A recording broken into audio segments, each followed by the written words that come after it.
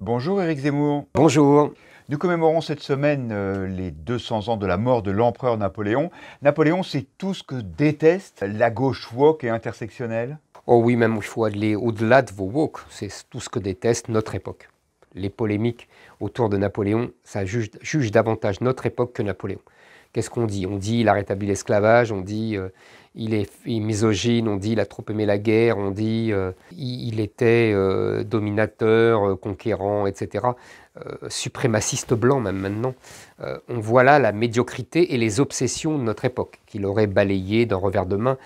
Au moins au XIXe siècle, les enjeux étaient quand même plus hauts. Les républicains lui reprochaient d'avoir mis un terme à la Révolution et d'avoir tordu le cou aux libertés, et les monarchistes lui reprochaient d'avoir éveillé le nationalisme allemand qui, à l'époque, nous faisait des guerres à répétition. Vous voyez, la hauteur de vue par rapport à notre époque qui ne comprend rien aux enjeux géostratégiques, qui voit tout dans la médiocrité de l'intime et du petit et de l'individu refermé sur lui-même.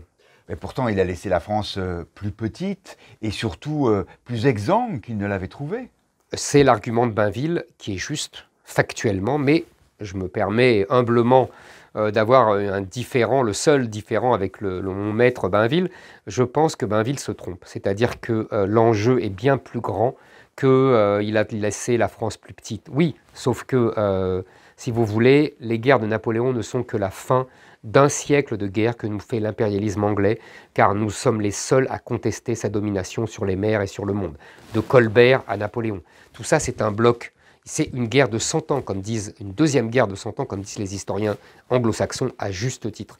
Vous voyez, à l'époque de Louis XV, donc la monarchie, les descentes en Angleterre, les projets de descente en Angleterre étaient légion, comme sous le Directoire. En fait, Napoléon n'a fait que finir cette histoire.